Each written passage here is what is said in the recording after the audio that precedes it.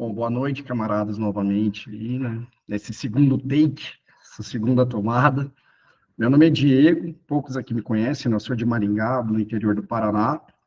A minha formação é em Direito, pela Universidade Estadual de Maringá, e eu sou pós-graduado pela Universidade Estadual de Londrina, em Direito do Estado, com ênfase em Direito Constitucional, né? Mas só estou colocando aqui mesmo porque ontem a camarada Márcia também se apresentou, né, colocou as referências, e acho que é bom padronizar, fazer da mesma forma. Eu vou pedir desculpa antecipadamente já se eu der uma travada ou ficar nervoso, né, normal, então qualquer coisa que eu corro na cozinha, tomo um copinho de vodka e volto, só para dar uma relaxada. Também vou avisar que em algum momento minha companheira vai chegar em casa e vai atrapalhar aqui, né, então vai dar uma chamada, vai fazer um barulho. E eu tenho um pequeno urso de 40 quilos chamada Yara, que ela pode fazer um barulho também durante a aula, e uma mistura mortal de pincher com piquinês, cujo latido é mais irritante que o do urso. Então, vocês não estranhem se acontecer qualquer coisa, a gente dá uma parada, se elas se irritarem aqui com alguém na rua e retoma, tá bom? Eu vou colocar aqui, então, a apresentação. Qualquer coisa vocês podem me interromper durante, né? Não tem problema. Principalmente se eu falar alguma merda, né, gente? Fique à vontade aí para interromper, não tem problema não. Então vamos ver se ela vai ficar aqui em tela cheia. Vamos lá. Ô Silvia, só confirma para mim se ela vai ficar em tela cheia certinho, que eu não tenho uma visibilidade aqui. Tudo bem, Diego. Tá em tela cheia, então, né? Beleza. Então, camaradas, Você ainda não apresentou, né? Não, ela tá parada aqui para mim. Ela não abriu aí para você? Não, você tem que clicar aqui apresentar agora. Ah, pode crer. Bem lembrado, Silvinha. Bem lembrado. Já começando a fazer cagada. Não fale assim, vai ficar gravado. Não tem problema não, Silvio. Eu falo assim todo dia, não tem problema não. Ó, vamos ver se agora apareceu certinho. Certinho, perfeito. Então, beleza, camaradas. Eu fui escolhido aí para tratar desse tema, Estado e classes sociais.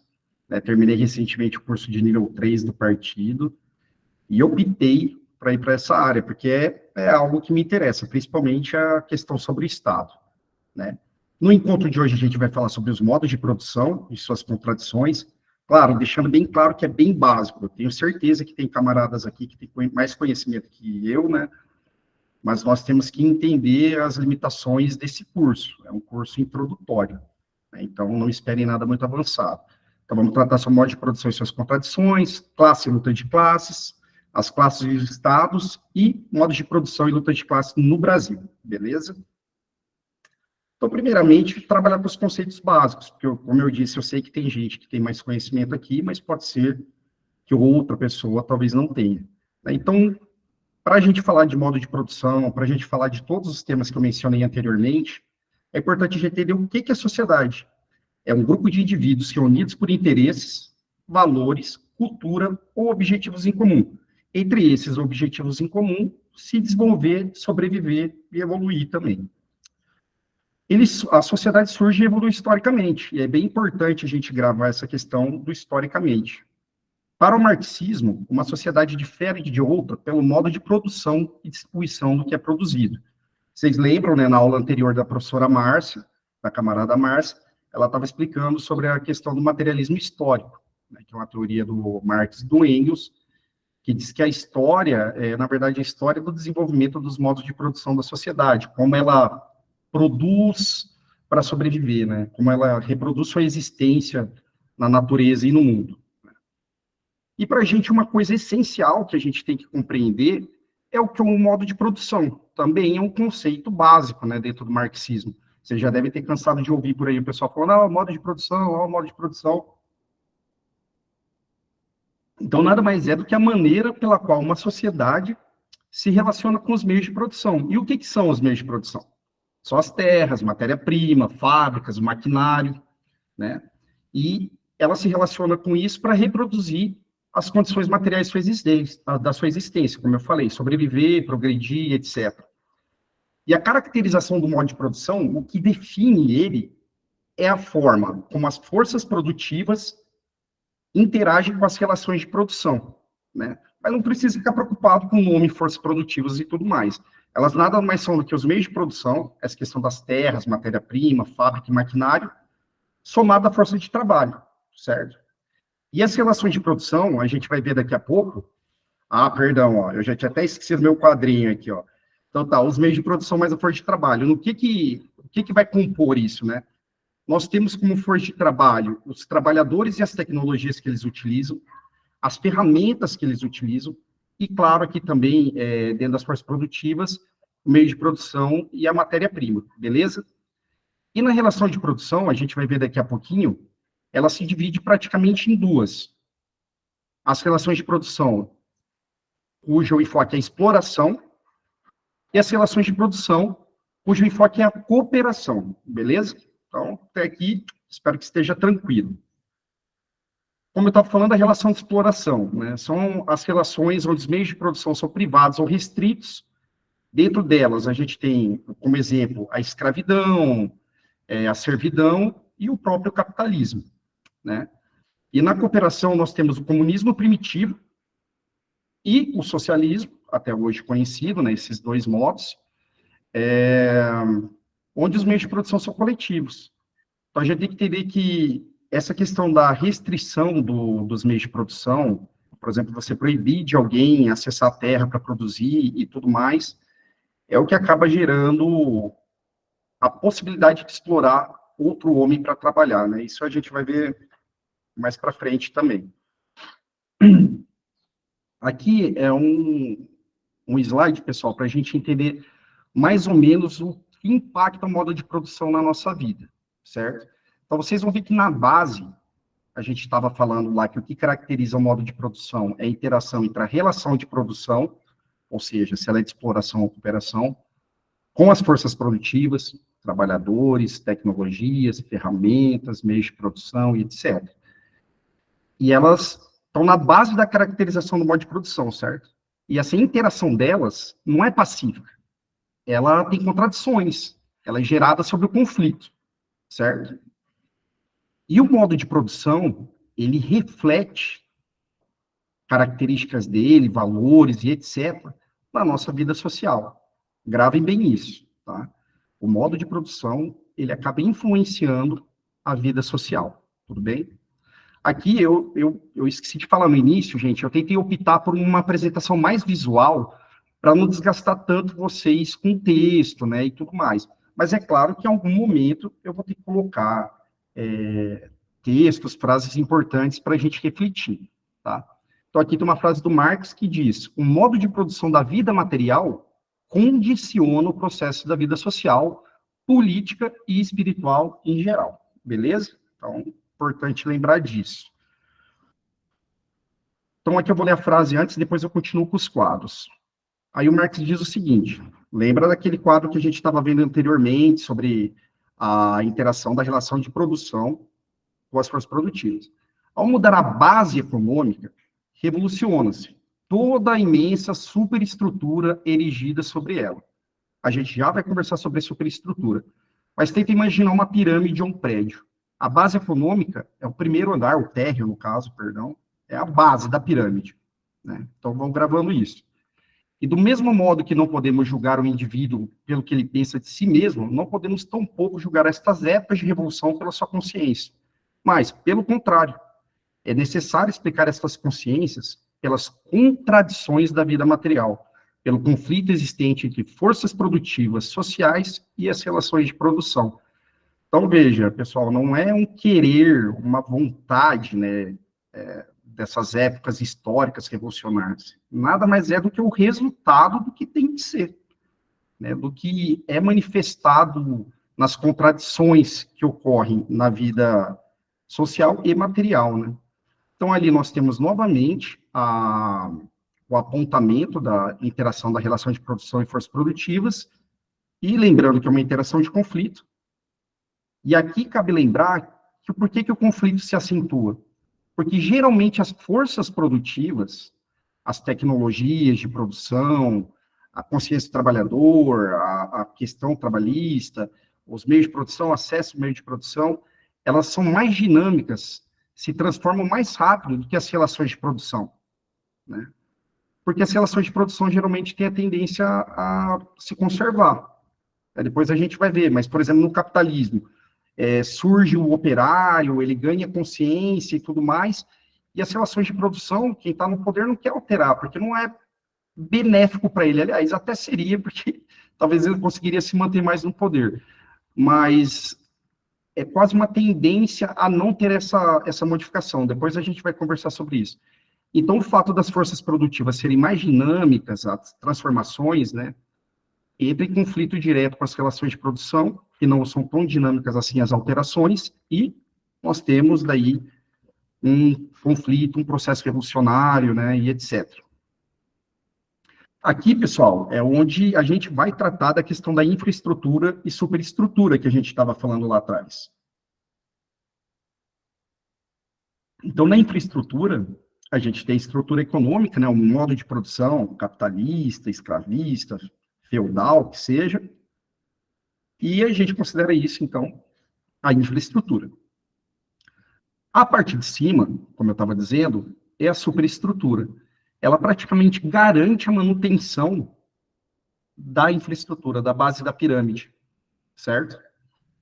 Então, nós temos duas cores aí dividindo esses exemplos, que são, eles não são exaustivos, tá, pessoal? Isso daqui são exemplos limitados, mas há diversos outros, porque também não ia caber no meu PowerPoint aqui. Tá? Mas está em duas cores, por quê? Em rosa, a gente tem uma superestrutura chamada de jurídico-política. Reparem ali que a gente chama de complexo jurídico-normativo, porque são as leis, tribunais, e as próprias leis, elas acabam emitindo diretamente influências sobre a cultura, sobre os valores, e isso molda a sociedade. Então, a gente tem o complexo jurídico-normativo e temos o próprio Estado, né, que é, vamos dizer assim, uma ferramenta da classe dominante, tudo bem?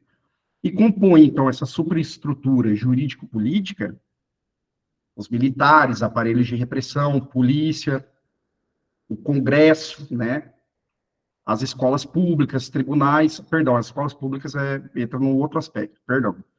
Então, aqui trariam os militares, polícia militar, Congresso, tribunais.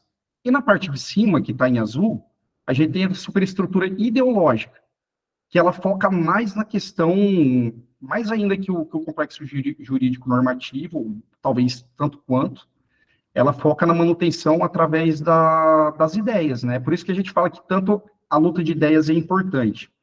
Então, aqui a gente vai ter meios que difundem ideias, crenças e valores, né? A igreja, a escola pública, a universidade, etc., e a televisão, beleza? Aqui outro aspecto importante.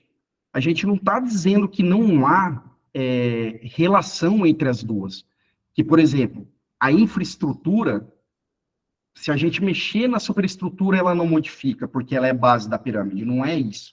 Por isso que a gente fala que a luta de ideias é importante, por isso que a gente fala que debater com o trabalhador, a questão da consciência dele é importante.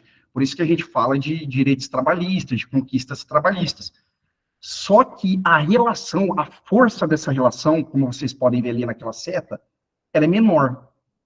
Ainda a infraestrutura é praticamente mais forte nesse processo dialético, né, nesse processo de troca, do que a superestrutura, tá bom? Então aqui vamos voltar para mais um textinho, né? Segundo a concepção materialista da história, o fator que, vamos gravar, né, para depois não caírem aí falando que o Marx foi determinista e tudo mais. O fator que, em última instância, determina a história é a produção e a reprodução da vida social. A situação econômica é a base, mas os diferentes fatores da superestrutura... Opa, não era para ter vindo aqui, não. Peraí, galera. Aí, acho que eu bati sem querer aqui. Voltando. A situação econômica é a base, mas os diferentes fatores da superestrutura também exercem sua influência sobre o curso das lutas históricas e, em muitos casos, determinam a sua forma como fator predominante. Nós mesmos fazemos nossa história, nós participamos desse processo. Mas isso se dá, em primeiro lugar, de acordo com premissas e condições muito concretas. Quando a gente estava debatendo na aula da Márcia, da camarada Márcia, eu vi que tinha alguns camaradas muito afoitos, né, com essa questão da prática revolucionária e tudo mais. E depois eu fiz uma menção na fala que, assim, né, não basta a nossa vontade, né, a subjetividade, a gente tem que ter outras condições para implantar, né, senão o socialismo já estava aí, né, gente? Até o Trotsky também queria fazer isso, né? Então, se até ele queria, provavelmente já estava aí. Então, entre elas, as premissas e condições econômicas são as que decidem em última instância. No entanto, as condições políticas e mesmo a tradição que perambula como um duende no cérebro dos homens também desempenham seu papel, embora não decisivo. Então, beleza. Agora a gente vai para outro tópico. Se eu estiver indo muito rápido, vocês dão um grito aí que eu não estou enxergando o chat, galera. Eu tenho esse jeito meio de falar rapidão mesmo. Peço desculpa se eu não estiver sendo muito, como que eu vou dizer, se não estiver dando para compreender muito bem, tá bom? Então aqui a gente vai entrar na questão de classes sociais e luta de classes. Está na apostila, então, foi sugerido pela camarada Silvia seguir a apostila, ainda que meio fora, assim, da curva, né? Até mesmo porque a gente vai ter alguém qualificado, muito mais do que eu, para falar sobre essa questão dentro do tópico do feminismo, mas como está na apostila, eu vou mencionar, né?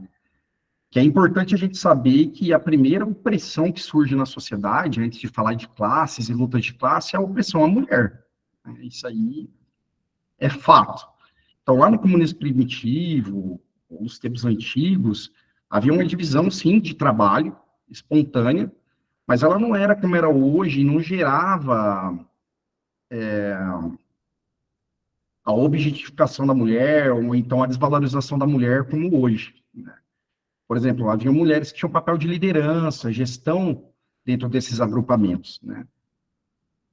E o casamento em grupos, a inexistência da propriedade privada, tornavam essa questão do controle à mulher desnecessário para os homens alfa daquela época, né, vamos assim dizer. Então, a mulher, por exemplo, os homens ficavam às vezes mais na caça, a mulher no trabalho de coletora, ou então fazer o preparo do alimento. Só que isso era valorizado, né? Inclusive, tem um livro de um jurista, Juan Ramon Capella, que ele fala O Fruto Proibido, né? Uma história do direito.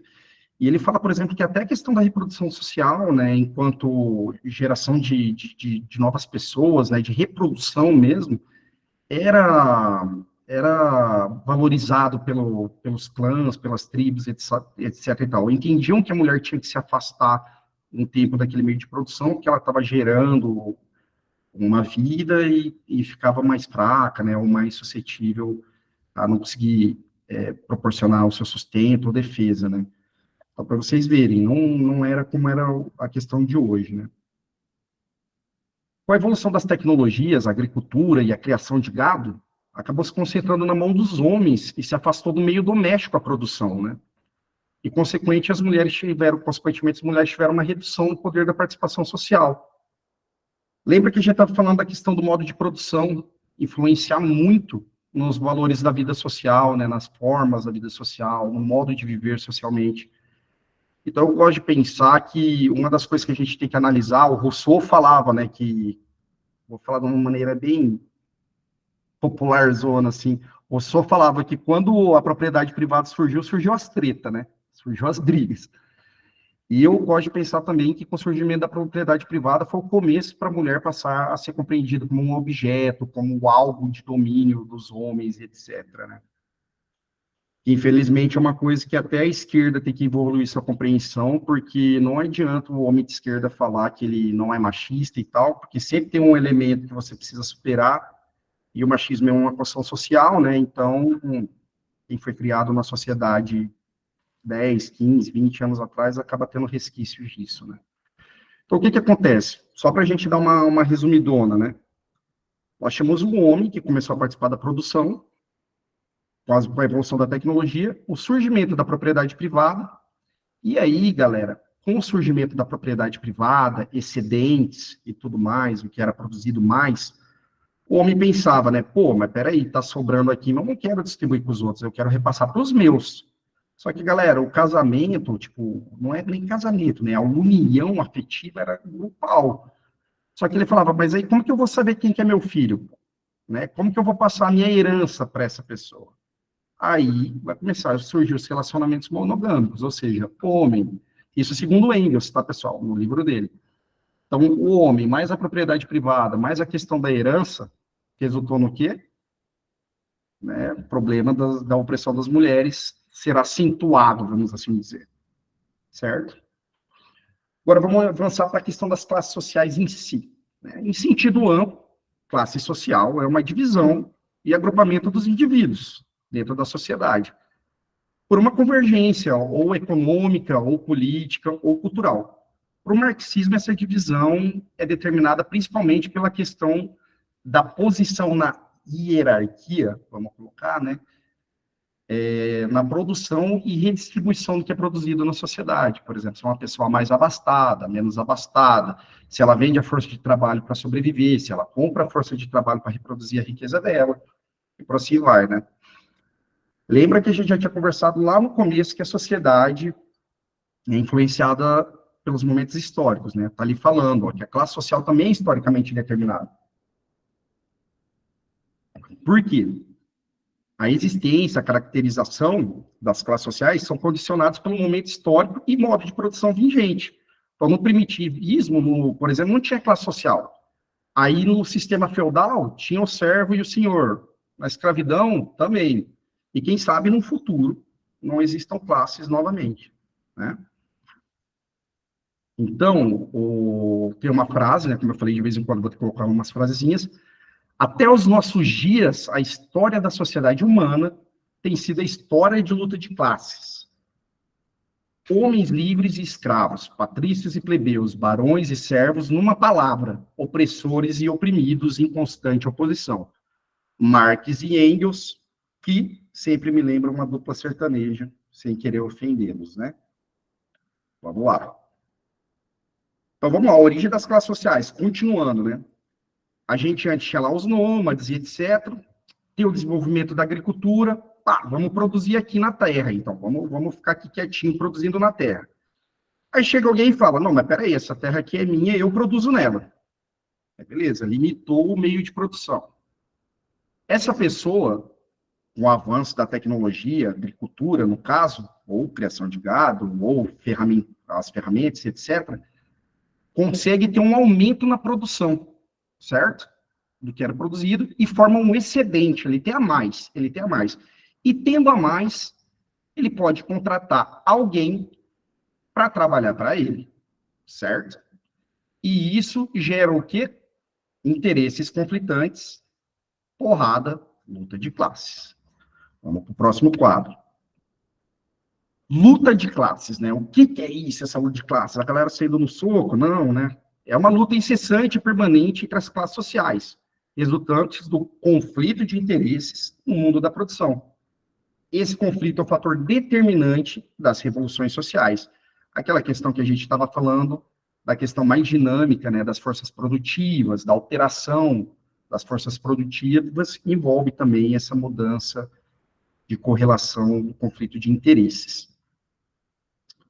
Então, aqui, chamar atenção a algo que eu já falei, né? A vontade, desejo de indivíduos ou grupo não é o fator determinante. Há condições materiais e objetivas para o desenvolvimento da luta de classes. Entre elas, o fato das relações de produção serem baseadas na exploração do homem pelo homem, na existência da propriedade privada dos meios de produção. A consequência é o conflito de interesses inconciliáveis. Isso é muito importante da gente entender. Ontem, eu não me recordo agora quem falou, não lembro se foi o Dodô, não me recordo. Mas essa questão de determinar o tempo, né, de uma luta, de como vai ser, não é papel dos comunistas, né? Isso a gente já sabe que não consegue controlar. A gente participa, analisa a realidade concreta, a gente analisa o momento histórico, as possibilidades, e aí vê o que vai fazer. Mas essa questão de ficar a cada momento achando que a revolução está dobrando a esquina, ou que ela vai acontecer, a gente tem que saber entender que não é bem assim, tá? Então, luta de classes na história, galera. Vamos lá. A gente já praticamente falou isso aqui, mas vamos continuar. Escravos e senhores. Como que mudou isso, né? Como que foi superado? A escravidão não criava condições para o avanço nas questões técnicas ou produtivas. Empregados semilivres produziam mais. Só isso? Claro que não. A gente teve enormes batalhas, né? entre os escravos e os senhores, né, entre as forças de repressão, ou entre os colonizados e a metrópole, isso também é hiper importante entender que aconteceu e fez modificar, né? Mas a questão produtiva também é indiscutível. Aconteceu essa questão da gente, quando eu digo mundo, né, sociedade, enxergar que se produzia mais de outra forma. Servos e senhores feudais. Também, como que foi superado, né? Rebeliões constantes, né, no campo, a predominância rural do modo de produção e a estrutura poder na época, né, de poder na época, impediu a ascensão da burguesia e a formação de mão de obra abundante parado para as manufaturas, né? Lembre-se que estava começando a surgir a produção organizada, os ferreiros, pense quem quiser aí, tecelagem, e precisava de mão de obra ali, né? E a galera estava no campo, servindo lá, né, e tudo mais. E a burguesia também se formando com o comércio, exatamente dessas mercadorias também, e às vezes de produtos trazidos de outro lugar, né? Então também tinha que ser superado. E atualmente a gente tem os proletários, né, os trabalhadores e os burgueses. Aí é importante de lembrar que, assim, né, a questão da ilusão no capitalismo é muito grande, né? No capitalismo, o trabalhador é livre, colocar bem entre aspas, mas não tem acesso aos meios de produção. Por exemplo, se o cara quiser sobreviver sem trabalhar, ele vai poder pular, por exemplo, lá nas terras da, sei lá, Sadia, Seara, começar a produzir e recolher o que ele produzir? Não, não vai, né? Quando o MST faz isso, a gente sabe o que acontece, certo? Então, essa liberdade é a liberdade de morrer de fome ou trabalhar, né, galera? Então, aqueles que detêm os meios de produção compram a força de trabalho, remunerando apenas com uma pequena fração do que é produzido.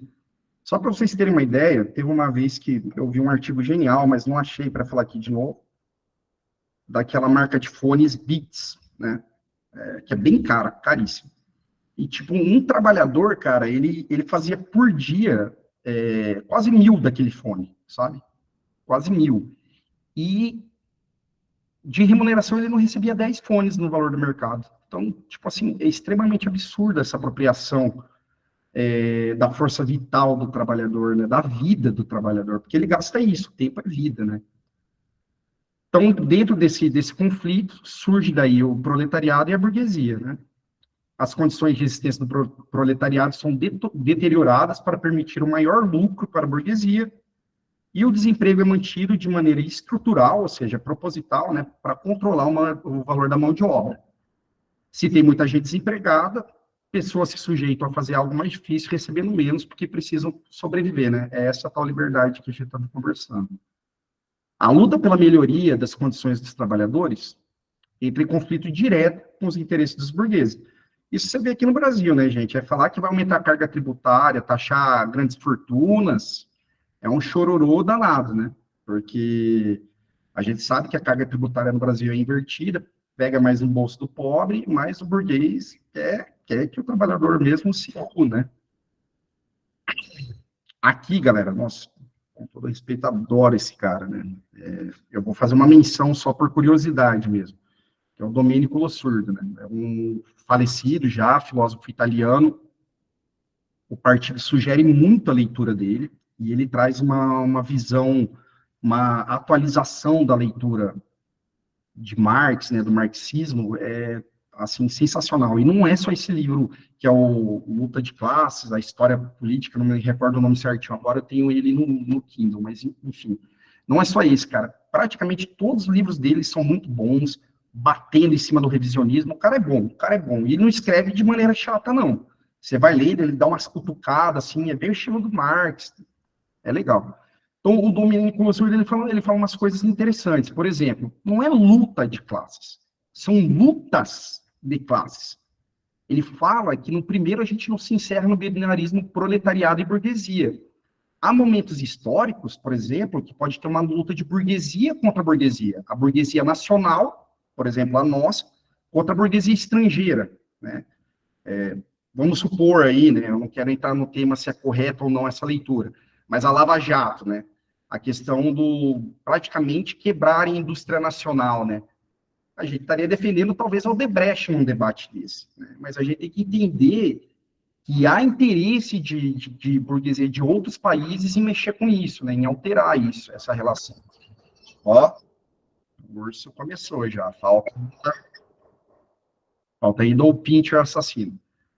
Então tá, gente. Aí, outro ponto importante que ele fala, sensacional, que eu acho que se todo mundo lesse, a gente debatesse, iria resolver muito a questão da fragmentação da esquerda, sabe, do identitarismo. É que ele propõe mais ou menos, ele não usa esse termo eixo de lutas, tá? Mas ele explica mais ou menos que há ali lutas essenciais que aconteceram na história que servem para a gente direcionar para outras lutas, interpretar, analisar e conseguir avançar em outras lutas, sabe? É como se fosse uma raiz, um eixo de coesão para a gente atingir outras lutas, sabe? Então, interessante também. E ele fala que a teoria marxista é, na verdade, uma teoria geral do conflito social. Então, até mesmo por causa disso, superaria essa questão do binarismo, proletariado e burguesia, né? Porque, no final das contas, acaba sendo uma questão de oprimidos e opressores, né? Então, procurem, o cara é bom, faleceu, mas é... Vamos voltar aqui. Então, agora vamos tratar um pouquinho do Estado, né? Do Estado, claro, pela visão marxista. A gente tem diversos outros teóricos que tratam sobre isso, né? Mas o que interessa para a gente aqui é o marxismo. Então, vamos lá, galera. Como que surge o Estado, né? A gente tem lá o cara que paga para alguém para trabalhar para ele, o cara que trabalha e não tem a tal liberdade dita, ele não consegue acessar os meios de produção para produzir e se sustentar sem se submeter à venda da força de trabalho, e os interesses conflitantes. E aí? Aí surge polícia, repressão, surge o Congresso, como a gente falou lá, surgem os tribunais, ou seja, o Estado para fazer o quê? Garantir as vantagens da classe dominante, né? Em um momento, seremos nós, trabalhadores, que vão estar com as vantagens na mão. E aí o chororô começa, mas vamos para lá. O que o Estado faz atualmente, né?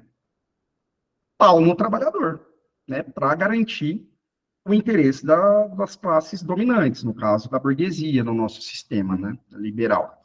Então é importante entender isso. Surge, na visão marxista, como uma forma de dar um cala-boca assim na classe trabalhadora e falar, você tem que se submeter a isso. É claro que dentro desse Estado tem aqueles aparelhos ideológicos, galera, que trabalham a questão dos valores e tal, e deixa muito mais difícil o trabalhador perceber essa realidade, tá? Tem que lembrar disso. Mas vamos lá, vamos voltar aqui para o Estado. Então, o Estado é um instrumento de dominação e opressão social da classe dominante.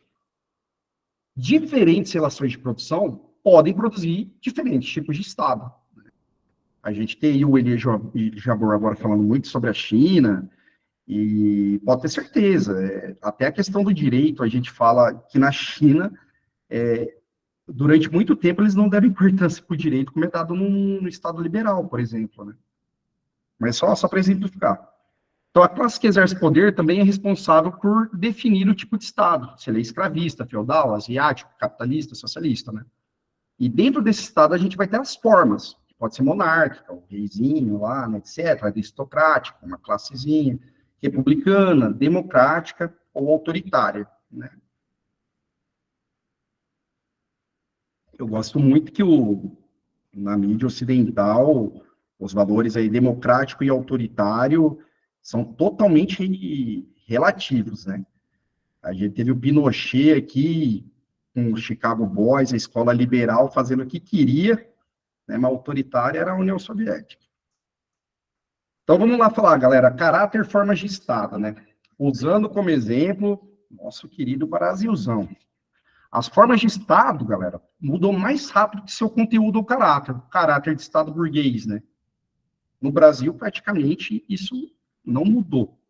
A gente teve a ditadura de Estado Novo, lá com Vargas, teve um período de democracia liberal, voltamos para a ditadura, agora militar, voltamos depois, retornamos mais uma vez à democracia liberal, quase agora voltando para a ditadura de novo, né? Por sorte, não rolou. Mas apesar dessa mudança de formas, o caráter continuou o mesmo, o burguês, né? Então, o Estado burguês, em qualquer forma, a gente precisa entender, é uma democracia para quem tem a grana, ditadura, e ditadura para o proletariado. A opressão ocorre tanto de maneira física como ideológica. A gente tratou isso lá na questão da superestrutura. As ideias dominantes são sempre as ideias da classe dominante, né, das classes dominantes. De novo, nossa duplinha sertaneja, Marx e Engels aí.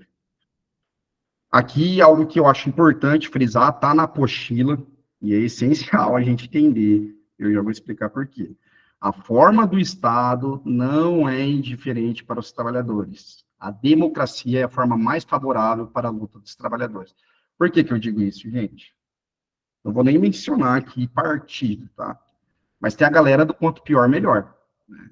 Quando teve o impeachment da Dilma, fora todos, logo de uma vez, e for, né, defender Dilma nada e tal. E depois, vamos ver se o Bolsonaro for ruim mesmo, talvez seja melhor para a gente organizar, tudo esse trabalho.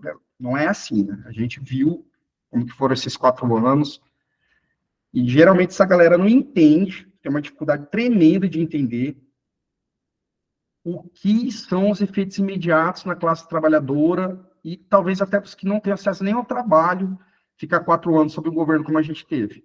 Né? O que acabou gerando o impeachment lá da Dilma, acabou gerando para a classe trabalhadora e para o país. Né? Então, assim, é um pensamento muito infantilizado. Sugiro a leitura também do livro Esquerdismo, do Esse Infantil do Comunismo, do Lenin, quando ele fala sobre a questão da política. Né? E a evolução dos modos de produção no Brasil. Vamos lá. Então, lá no inicião, né, antes dos caras virem aqui falar que aqui era Brasil, a gente tinha o tal do comunismo primitivo. Né? E a nossa superação do comunismo primitivo foi por fatores externos. Não foi por uma questão de produção. Talvez até fosse, mas não da nossa. Né? Como que foi superado isso aqui? Porque vieram lá, né, 1500, diz a data aí, né, mas não sei se foi bem 1500. Chegaram lá nossos camaradas Portuga e implantaram o escravismo, né? Principalmente latifúndio, a monocultura, essa base econômica. Em 1888, a gente tem aí o quê? A abolição do regime de escravatura, né? E não dessa maneira, gente, não é o mesmo capitalismo da Europa, dos Estados Unidos, viu? Não é. Mas a gente teve a implementação do início do capitalismo aqui. O nosso, muito mais capenga e complicado, viu? A gente vai ter autores que falam disso aí, mas não é o caso aqui do curso de nível 1. Isso aqui é só para a gente entender, né? E aí não dá para falar que é o mesmo capitalismo que surgiu lá, tá bom? Nesses outros lugares. Não é. Tanto que a evolução do nosso país aqui, enquanto nos outros da burguesia nacional fazia a evolução, nossa aqui era o Estado, né? Então, bem complicado. E até atualmente a gente tem o capitalismo dessa forma, como modo de produção. Aí, pessoal, é importante também, né, a gente entender as lutas de classe no Brasil, que aconteceram no Brasil. O partido organizou muito bem, aliás, o partido não, a Escola Nacional organizou muito bem naquela apostila, eu acho legal isso, eixos, né, para a gente visualizar melhor. Então, como que foram, geralmente, as lutas de classe no Brasil? Elas foram divididas praticamente por lutas pela soberania e independência, ou seja, soberania, né? Volto a trabalhar um conceito básico, não duvidando da capacidade dos camaradas, mas me preocupando que talvez alguém não conheça o termo. É o poder de um país, uma nação, cuidar do próprio nariz sem ter ninguém se intrometendo. É mais ou menos isso. Então, lutas pela soberania e independência, lutas pela liberdade e democracia, nem sempre a democracia liberal como a gente conhece hoje, né? Esse conceito acaba surgindo depois, e luta pelo progresso social. E você vê que, às vezes, tem relação ali, os quadros, né, as lutas acabam entrando no outro quadro. Novamente, esse quadro não é um quadro exaustivo, gente, tá? Se a gente fosse colocar aqui, tem uma porrada, e que bom que teve, né? Que bom que teve. Mas é só alguns exemplos, assim. Então, não achem que aqui estão todos, ou sequer uma fração mínima de todos, não achem isso. Mas a gente tem ali, por exemplo, a Inconfidência Mineira, ela acaba participando dos 2 quadros. Por quê? Além da independência, né, o fim do controle de Portugal, a gente também tinha a questão do poder local, né, não mais a colônia mandar. Né, a Conjuração Baiana do mesmo jeito, Revolução Pernambucana do mesmo jeito. E por que liberdade e democracia também? Porque elas eram influenciadas, de certa forma, pelo iluminismo e traziam aquela questão da igualdade, fraternidade, liberdade, né? Mas ali, por exemplo, dentro da luta por soberania e independência, a gente tem também a campanha do petróleo é nosso, no fim da década de 40, quando a gente começa a trabalhar a ideia de que o petróleo tem que ser do país, do nosso país, a produção, a exploração, tudo para que a gente tirasse o melhor dela, né? Infelizmente, né, desde ali no governo Temer, houve uma desmontagem, de certa forma, desse procedimento, né, de toda essa estrutura que foi criada, inclusive constitucionalmente. Se a gente está ficando feliz com as notícias que está sendo sobre petróleo, que descobre, aumenta a produção, bate recorde de produção, era para estar mais feliz ainda. Aí, dentro da luta pela liberdade e democracia, a gente tem a luta pela república, o levante dos tenentistas, que também foram influenciados por questões iluministas, né? A Revolução de 1930, que foi para botar fim àquela oligarquia que ficava se revezando no poder entre São Paulo e Minas Gerais, né? Tivemos daí depois os movimentos contra a ditadura de Vargas, tivemos depois os movimentos contra a ditadura militar, entre eles, tanto culturais, trabalhistas, quanto a luta armada, tá? E depois a gente vai falar uma questão sobre a luta armada aqui. Porque gostam muito, né, de falar, não, o PCdoB já nem fala mais isso aqui. Mas quando teve luta armada, foi o PCdoB que foi, né? Aquele cara aí, se hoje em dia diz herdeiro dos revolucionários, que estava em casa sentado. E a direta já também foi uma luta pela república. Ou, perdão, uma luta pela liberdade e democracia. E lutas pelo progresso social, né, gente? Esse aí é amplo pra caramba, né? Greves, mobilizações populares, como a questão do Covid, né, que a gente fez para a vacina ser distribuída, também para a gente ter o isolamento social, contra a reforma trabalhista, que infelizmente passou, contra a reforma da Previdência, que também infelizmente passou. Temos os movimentos sociais, né, como o MST, o MTST, a UBM, né, a UNA LGBT. Dei aqui alguns exemplos básicos, mas claro que muitos outros por aí, né, como eu disse, não é exaustivo isso aqui. E por fim, galera, eu falei que eu falava bem rápido, peço desculpas se eu não fui muito didático, mas por fim eu até coloquei o mal ali, porque eu acho que o que acontece na China representa bem esse quadro de atenção. Aliás, o que acontece não, o que aconteceu, né? Então, uma frase que o partido fala muito: ousar lutar, ousar vencer. Para a gente conquistar, a gente tem que lutar. Então, gravar muito bem isso. Há várias formas de luta, cada uma com a sua efetividade para cada momento histórico, né? A luta armada nem sempre é o melhor para aquele momento. É claro que a gente é um partido revolucionário e defende a forma revolucionária, mas tem que entender que isso não se aplica pela nossa vontade, certo? Vocês pegam aí a Colômbia, né? Quantos anos de Farc e a Revolução Socialista não veio? No entanto, o Petro se colocou como candidato a presidente, foi eleito, né? Então, não estou dizendo que não deveria ter tido, né? Talvez as implicações do governo de direita da Colômbia tivessem sido muito maiores e perigosas se não tivesse tido a resistência das Farc. Não estou desmerecendo isso, mas estou colocando uma pulguinha atrás da orelha para a gente entender. Para vencer nas etapas de luta, pessoal, outra coisa essencial para a gente entender é necessária a unidade, e por vezes com outros campos políticos. Por que tem o Mao Tse Tung ali? Quando ele foi se organizar para liberar a China do domínio japonês, ele teve que se aliar com um cara chamado Kai-shek. E o Kai-shek, na luta deles pela China, mandava matar comunista, matava comunista e tudo mais. E o Mao falou assim, olha, cara, para a gente se reorganizar, se organizar, a gente vai ter que fazer essa aliança. E foi vitorioso.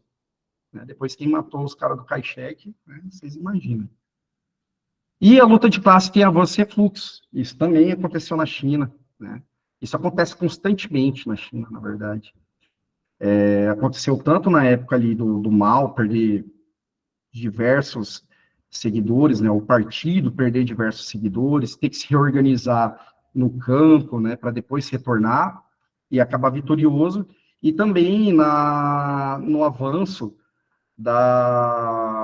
das contradições que surgem na China, né, que eles têm que corrigir.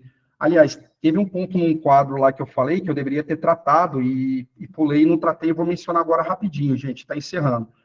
quando tu fala lá lutas de classe, que eu coloquei que não se encerra na revolução a luta de classes, né, na conquista do poder político pela classe trabalhadora, gente, a China é o melhor exemplo disso, e como eu tinha dito, o Domênico Rousseau trabalha isso no livro dele. Você conquistou o poder político, a revolução, mas e aí?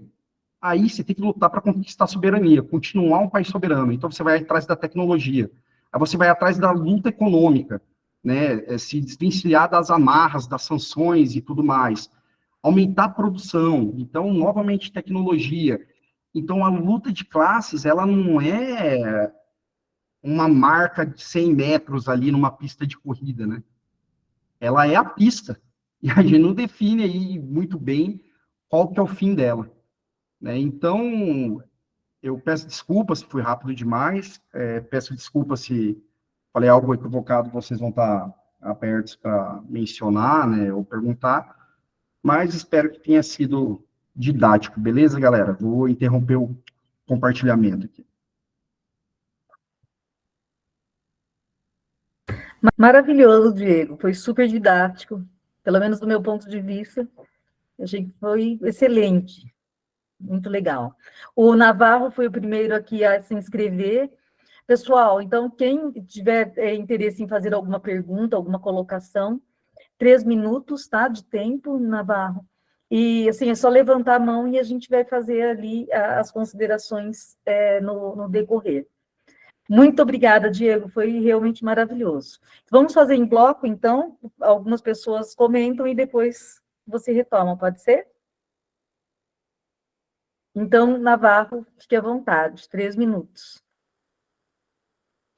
Boa noite a todos os camaradas e as camaradas. Primeiro, parabenizar o professor Diego pela excelente aula que nos deu. Parabéns mesmo. Eu gostei particularmente da maneira gráfica que você utilizou para tornar esquemático as coisas. Eu acho que isso aí ajuda muito na didática. Hoje em dia, cada vez mais as pessoas estão visuais, né? Então, é uma maneira interessantíssima aí que você adotou de aperfeiçoar as nossas formas de formação, de instrução. Então, quero te parabenizar não só por isso, mas também pelo conteúdo maravilhoso que você nos trouxe, né, continue firme aí, que tá super massa mesmo, velho. Tem uma colocação que eu queria que você aprofundasse, Diego, que diz respeito aí a essa questão da realidade objetiva. E, com muita razão, você expôs esse voluntarismo e esse idealismo que são característicos dos trotskistas, dos anarquistas, que querem fazer revolução na marra, que querem fazer a transformação só com base na vontade, na emoção, no impulso. E isso você destacou com bastante lucidez, o quanto é falha essa visão.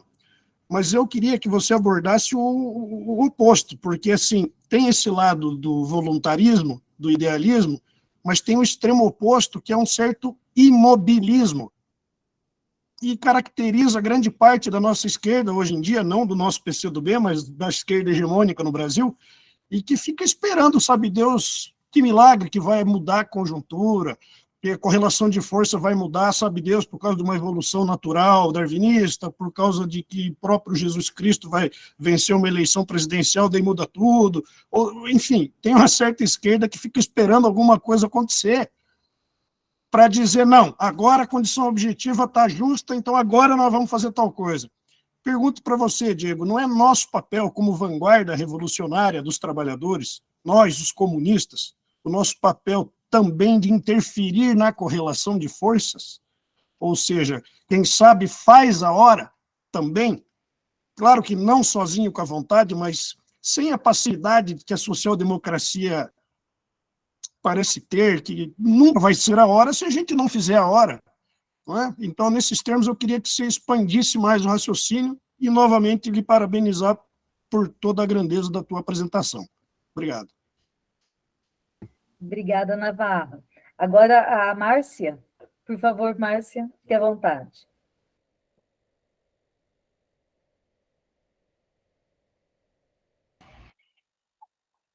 Olá, vocês estão me ouvindo? Perfeitamente. Ótimo. Parabéns, Diogo. Fiquei morrendo de inveja, viu? fiquei até enciumadas aqui com o comentário do Navarro. Ele não falou nada disso para mim.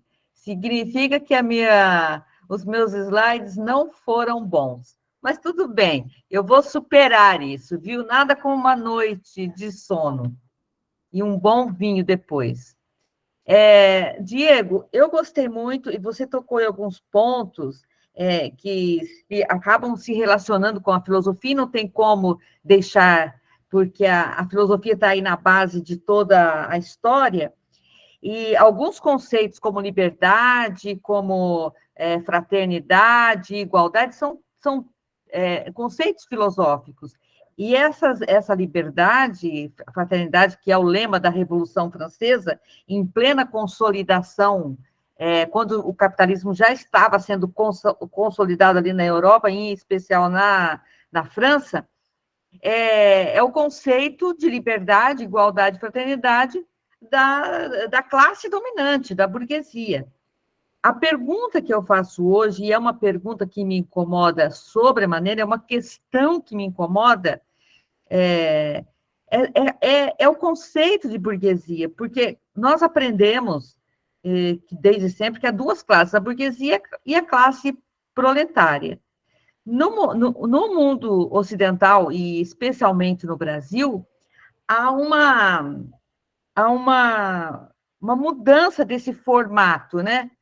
Porque o proletário, ao mesmo tempo que é proletário, ele pode ser também um capitalista. Eu estou falando dos grandes CEOs aí do mundo corporativo, nas empresas corporativas, que eles recebem uma parte em salário e outra parte em ações, e acabam investindo em outras empresas, abrindo empresas paralelas. Então, ele fica nesse limbo, vou usar esse termo, esse limbo aí, que não é nem... Ele não se enxerga como proletário, porque ganha assim, super salários, né? Inimagináveis para nós, e, ao mesmo tempo, ele também não se vê capitalista, ou talvez ele se veja, sim, como o dono dos meios de produção, e ele é, em parte, isso. E aí, o que me incomoda? O conceito de burguesia, como é que fica nisso hoje? Porque outro dia eu ouvi alguém, assim, de longe, falando que burguesia é um conceito abstrato, a burguesia é uma abstração. E eu queria saber se eu tenho um esclarecimento. Se não tiver também, deixa quieto. Mas, enfim, a sua aula foi maravilhosa, tá? Parabéns. Obrigada, Márcia. Agora, então, vamos passar a palavra para o seu Eurico. Prazer imenso em tê-lo aqui conosco, seu Eurico. Fique à vontade. 3 minutos para elaborar a sua questão. Obrigado pela palavra, agradeço a todos e a oportunidade de poder fazer um questionamento, agradecendo, elogiando a palestra do professor Diego, né, que nos fez lembrar esses conceitos tão importantes da teoria econômica marxista, né? E eu queria lembrar que eu queria falar do seguinte: a gente vê que o marxismo é atacado, o marxismo é contestado pelos keynesianos, pelo capitalismo, né? E eu queria tentar enfrentar esses ataques, sabe? Porque a gente fica fascinado quando a gente lê as teses marxistas. Hoje a gente vê os conceitos de terra, capital, trabalho, tecnologia, a terra, que são os recursos naturais, o capital, o trabalho, a tecnologia, e aí a gente ouve também dizer que o desenvolvimento tecnológico alcançado no mundo atual só foi possível em função da divisão e especialização do trabalho, e que numa economia socialista, comunista, ela, na medida em que enfrenta o ego natural do ser humano, levaria ou instigaria a lei do menor esforço no ser humano, e que ele seria tomado de uma indolência, e que esta indolência não iria fazer com que conseguíssemos aguçar o ego do ser humano, que é importante para a superação das dificuldades, para a produção daquilo que nós precisamos. Então, eu queria se existe alguma forma de esclarecer de como a gente enfrentar esta acusação de que o comunismo gera uma indolência e que o desenvolvimento econômico só é possível com a divisão e especialização em uma abordagem capitalista. É claro que eu vejo que o trabalho, né, ele gera a mais-valia, que é a exploração do trabalho, né, e o trabalho reduzido a um nível de insumo, né, e essa é o que o capitalismo selvagem faz. E o capitalismo social, vamos dizer assim, é aquele que considera e trata melhor a força de trabalho, a mão de obra. É esta questão que eu queria colocar. Muito obrigada, seu Eurico. Agora, então, nós vamos passar a palavra para o Will. Will, por favor, tome a palavra. Você tem 3 minutos para elaborar sua questão. Fique à vontade.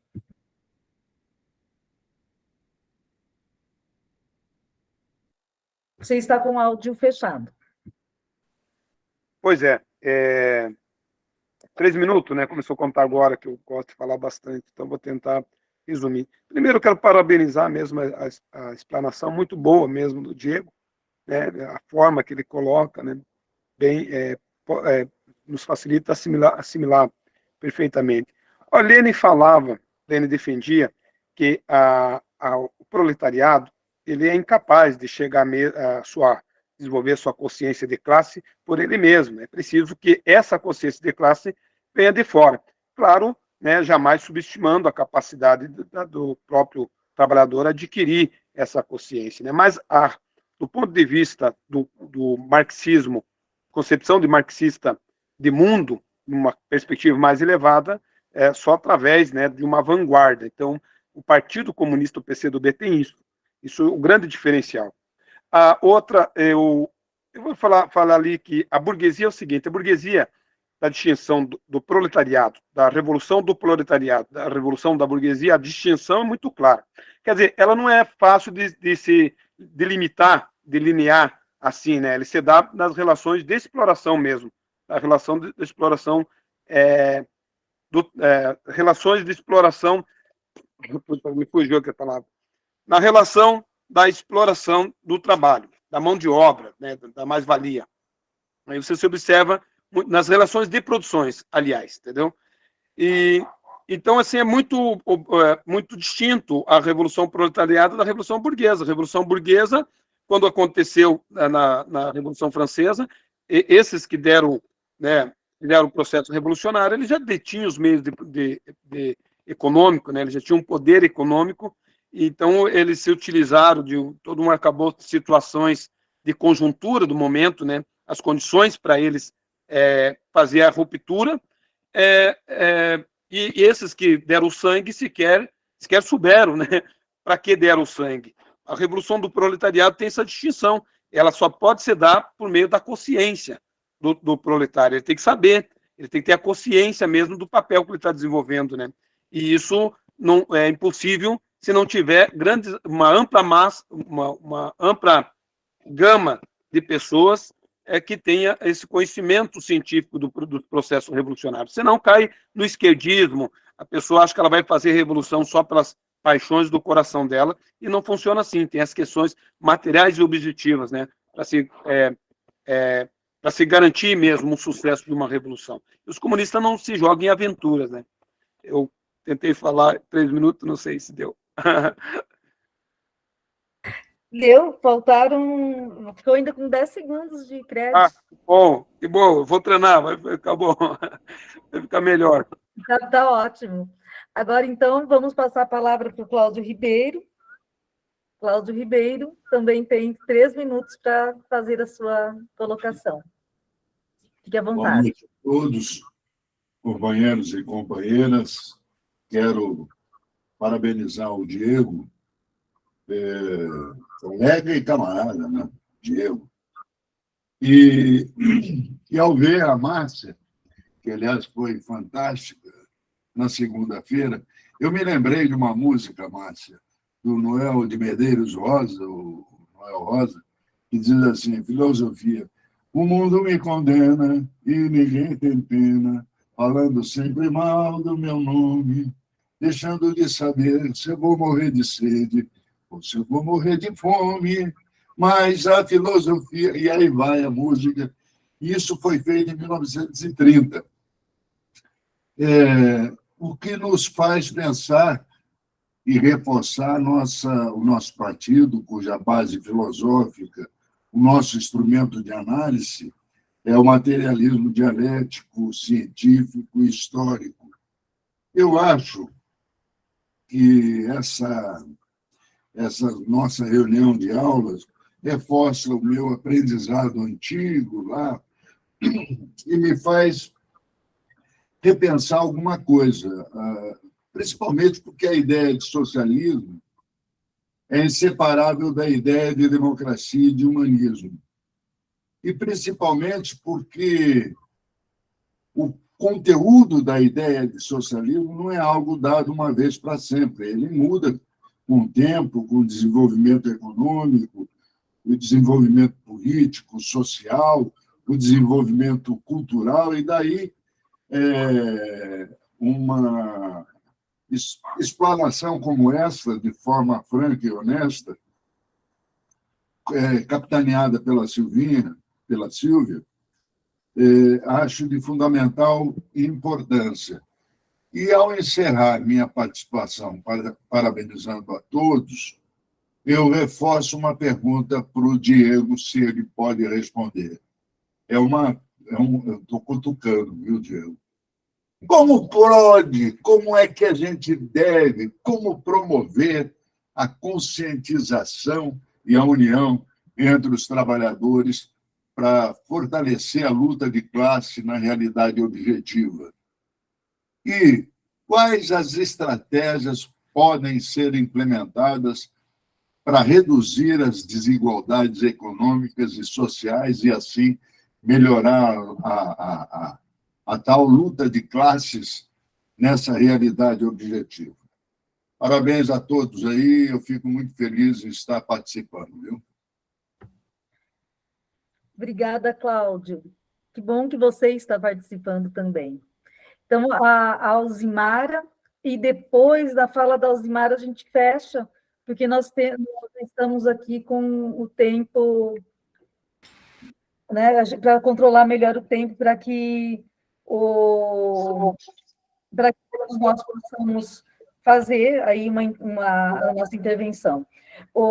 Depois da Elzimara tem o Samuel e depois o Dodô, né, o Paulo Adolfo Nietzsche. Elzimara, fique à vontade. Obrigada, vou ser bastante rápida, como recomendou assim. Primeiro, quero parabenizar o Diego e ontem a Márcia também pela aula de ontem. Só queria colocar um tema bastante importante. Esse nosso segunda aula é sobre a questão do Estado, né? Claro, evidentemente, Diego apontou coisas muito importantes, mas eu só gostaria de alertar para todo mundo, e eu acho que está todo mundo alerta, né? Esse primeiro curso no sentido de despertar o nosso interesse pelo tema, né? Evidente que, numa aula rápida, o Diego deu ali as pinceladas principais e tal, e que foram ótimas, apresentou super bem e tal, mas agora cabe a cada um de nós, individualmente, ir atrás desses conceitos para que a gente possa compreender de maneira muito mais eficaz. E como isso se traduz na nossa prática, né? Então, por exemplo, só muito rapidamente aqui, o Diego tratou aqui rapidinho, né, com relação à questão da China e a questão lá da antiga União Soviética. Então, são dois países em situação distinta. Então, a Rússia, quando fez a Revolução, era um país imperialista, tá certo? Então, ele não era um país dominado, era um país que dominava outros países e, portanto, daquele ponto de vista, estava muito mais, digamos assim, à época, em condições mais amadurecidas, né? A China, à época da sua revolução, era um país que estava sendo um país ocupado, era um país dependente, era um país que, por exemplo, como o Diego falou, a dura guerra que eles travavam com o imperialismo japonês, que tinha, inclusive, entrado dentro da China. E aí eles fizeram uma aliança com os nacionalistas, que foi o Chiang Kai-shek. Então, assim, para ver como, nessa questão da China, eles fizeram uma ampla frente em defesa da China. Claro, guardadas as devidas proporções, e nós, aquilo que nós estamos defendendo hoje para o Brasil, de ter defendemos e conseguimos, enfim, de ter uma ampla frente que nos livrasse do bolsonarismo, para que a gente tivesse as condições democráticas e pudesse avançar. Então, assim, esses conceitos de como eles vão sendo aplicados na realidade. Então, assim, a teoria formulada, ela também tem uma consequência na nossa, digamos assim, na nossa linha política atual. Por isso que eu digo, claro, aqui são conceitos, né, que foram muito bem trazidos, elaborados, enfim, mas que carece de cada um que a gente corra atrás no sentido de aprofundar e conhecer um pouco mais. Então, eu acho que está de parabéns o Diego, parabéns a Márcia por ontem, temos que seguir aí nos estudos, é isso que nós temos que fazer, todos nós, e eu gostei muito aí das duas aulas. Obrigada, Osmar, é sempre um prazer ouvi-lo. Vamos lá, então, agora é o Samuel que está inscrito, e em seguida o Dodô. Muito obrigada. Boa noite a todos e todas, camaradas. A minha fala seria mais uma contextualização do que uma pergunta, tá? Eu gostaria de parabenizar, né, ao professor Diego e a todos os camaradas presentes, né? A gente sabe das nossas lutas diárias e deixar um tempo para que a gente se dedique ao socialismo, ao comunismo, é uma coisa a ser parabenizada, né? Eu estava comentando com outro camarada que está aqui na nossa aula, né? E ele achou interessante que eu colocasse aqui para todos, né? Tá todo mundo me ouvindo? Tá tranquilo o áudio? Beleza.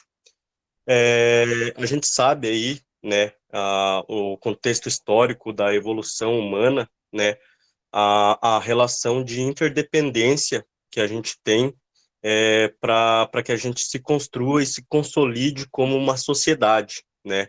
Então, a gente teve a necessidade de se agrupar, né, para se defender aí das questões naturais que nos ofendiam como espécie, né?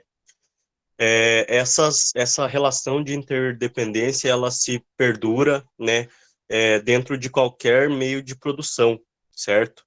Eu sou bombeiro, né, bombeiro civil, então eu só sei apagar fogo. Eu não sei plantar um feijão, eu não sei costurar uma roupa, né? Então a gente tem essa relação de interdependência na sociedade, certo? E deixa eu só pegar aqui, eu até havia escrito um texto para contextualizar bem certinho, né? Então a gente sabe aí que na questão filosófica e histórica, né, da formação das sociedades e do Estado, né, a questão da interdependência e da força de trabalho, até mesmo da proteção civil, né, como sociedade, se dá pela ética social, pela ética do grupo, certo? E essa ética social, hoje, nos dias de hoje, ela tem uma construção de forma vertical, de cima para baixo, né, como o professor Diego nos colocou ali. Então, agora é uma pergunta, seria o nosso maior problema ou uma barreira entre a transição do capitalismo para o socialismo / comunismo a ética da superestrutura social?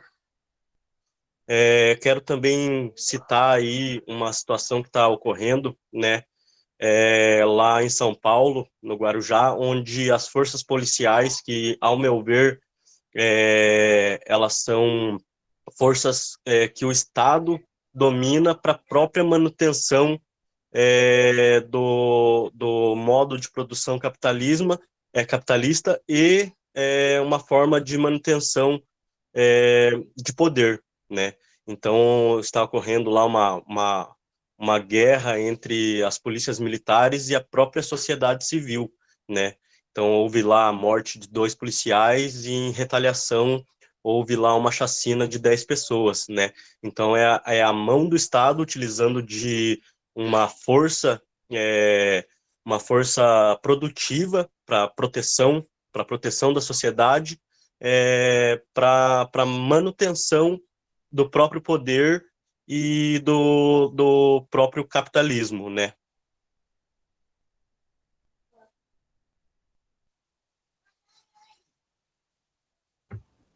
É isso, Samuel? A pergunta, então, que fica, né, seria o nosso maior problema entre a transição do socialismo, do capitalismo, essa ética ser vertical, né?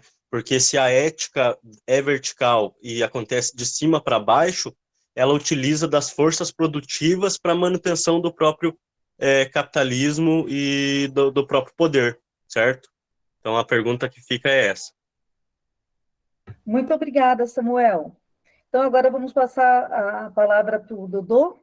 Fique à vontade, Dodô.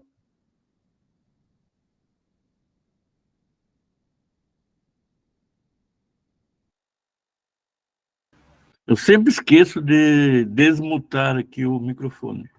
Você não vai abrir a câmera para a gente? Está me ouvindo? Sim, não, a minha cara não está assim muito... Coloca tá o rostinho aí, Dodô. Ele sente saudade de ver os camaradas. O camarada só coloca a foto, tudo bem, às vezes está no banheiro. Não, eu estou aqui. Não estou no banheiro, não, viu? Porra. Doutor, fique à vontade.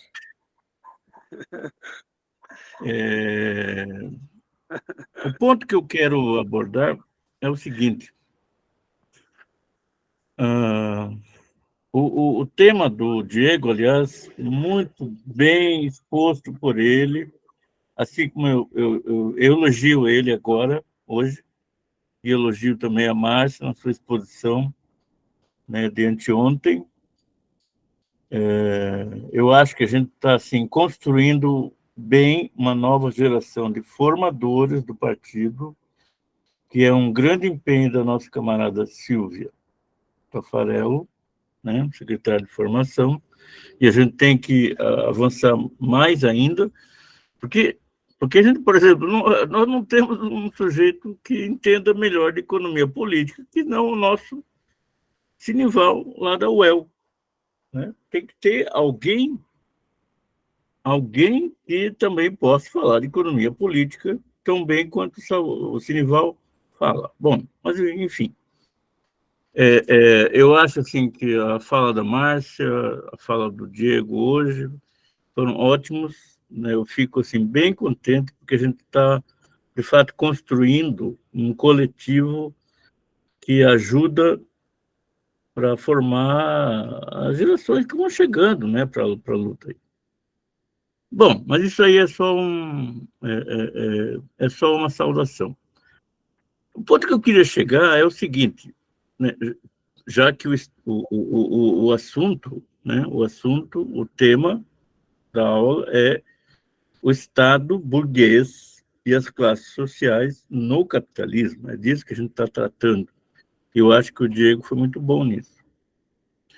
Tem uma fala que eu não sei mais se é do Marx, se é do Engels, que o Engels, às vezes, o Engels, às vezes, ele delirava um pouco. E aí a fala é o seguinte: imaginem que a gente possa, né, automatizar completamente o processo industrial que garante a reprodução da nossa vida, totalmente. Ou seja, nós não precisamos mais ser empregados de nada, nada, né? As máquinas, os robôs fariam tudo pela gente. Isto eliminaria a chamada mais-valia do processo, né, de produção, não é isso? Né? Porque, afinal de contas, como é que você vai cobrar mais-valia de um robô, de uma máquina? Não é? Eu volto a dizer assim, não sei se foi o Marx, foi o Engels que sonharam com isso. Eles ficavam pensando assim, vou ficar na praia só aproveitando, né, o bem bom, porque as máquinas já estão fazendo tudo por mim. Não é? Bom, infelizmente, o capitalismo ele depende da exploração da força de trabalho de pessoas, né? Pessoas como nós, pessoas, né, de carne e sangue, em que pese que a automação ela está exterminando com muitos empregos, não é? E no limite, então, sonhado pelo Marx, desde que o sistema não continuasse sendo capitalista, né, desde que, né, claro, a gente tivesse outro sistema de funcionamento da sociedade, você botava as máquinas. Pense assim, em vez da Silvia ir lá no tanque lavar roupa, ela bota a roupa na máquina de lavar. O máximo que ela tem que fazer é tirar a máquina da roupa, pendurar no varal e pronto, certo? Agora, pense nisso para todo o sistema social de produção e reprodução da vida humana, né? Você não tem mais valia. Não tem mais valia, né?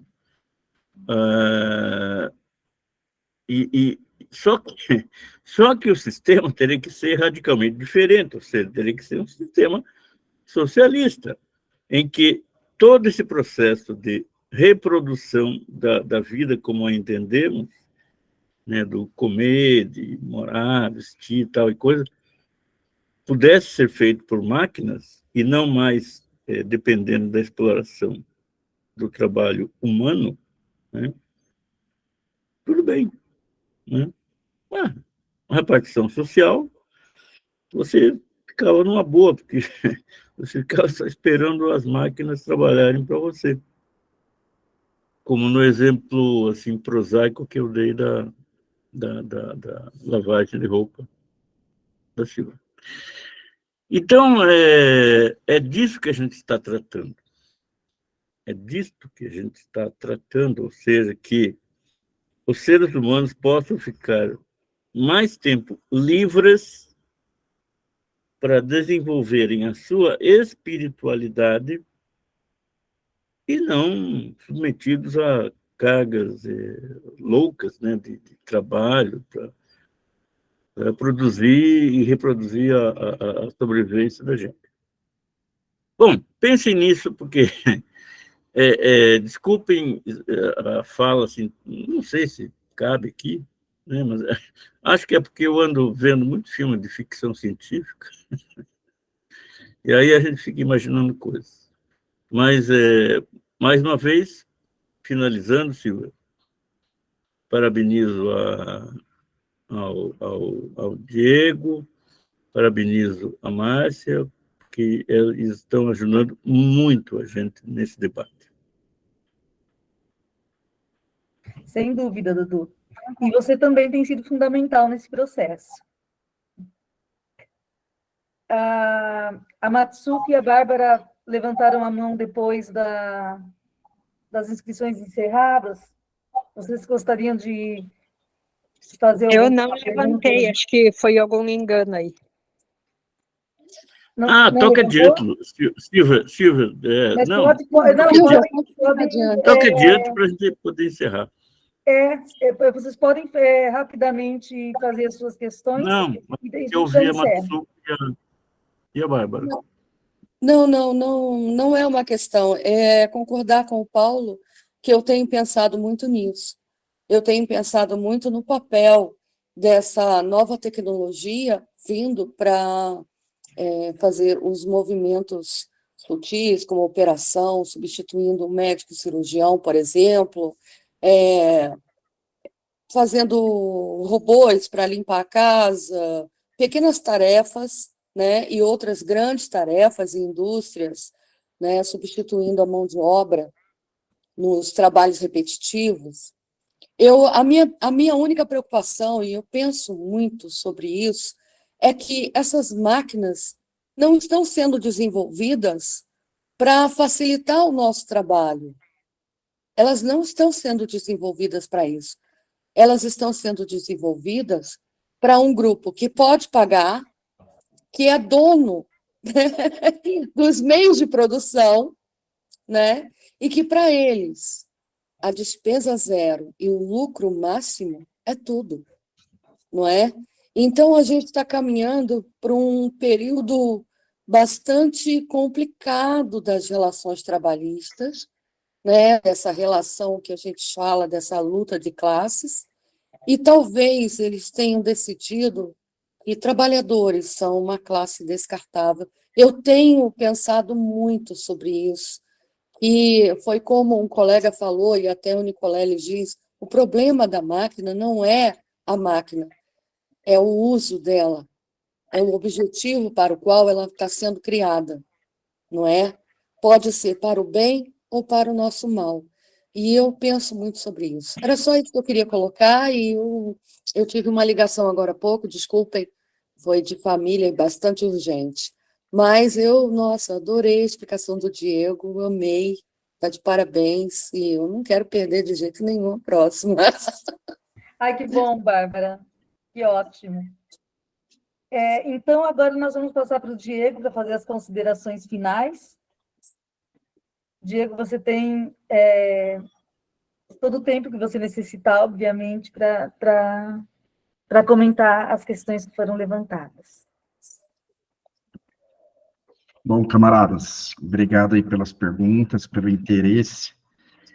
Vou deixar claro aqui que eu provavelmente só vou poder emitir, na maioria delas, opiniões que eu peço humildemente que sejam consideradas as minhas respostas dentro do meu nível de conhecimento, né? Nós temos aí camaradas que têm meu período de vida em estudo marxista, né? Então, complicado a gente pautar sobre isso.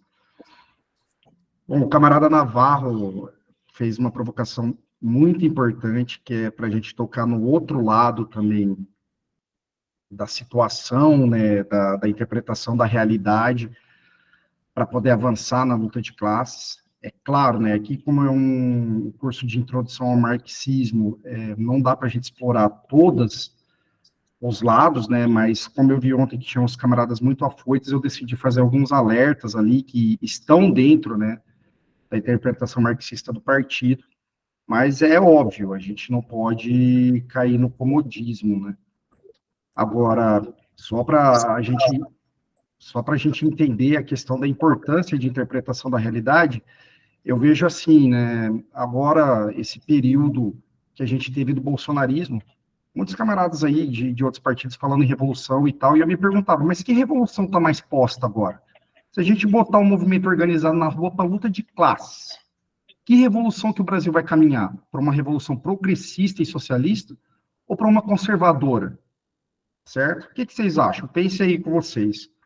Né? Então, pessoal, eu acho que tem momentos, que é como o nosso partido fala, de defensiva estratégica.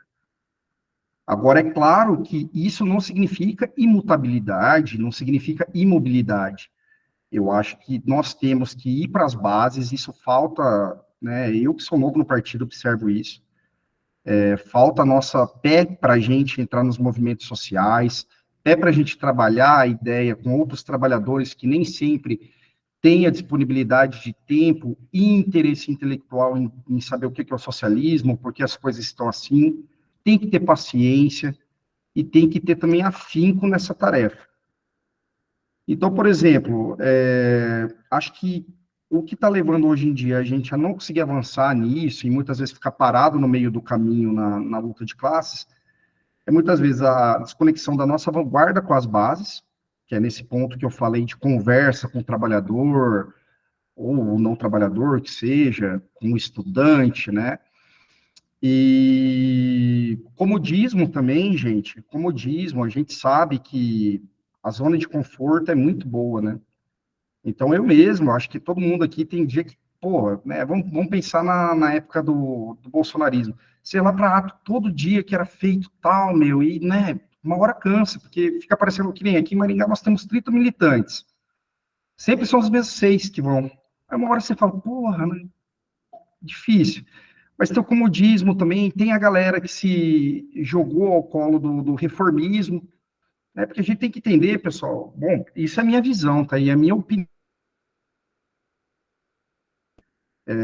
Eu estou falando num fórum particular com vocês, tá? Então, não pretendo contrariar nada, nenhuma posição majoritária do partido, nem nada.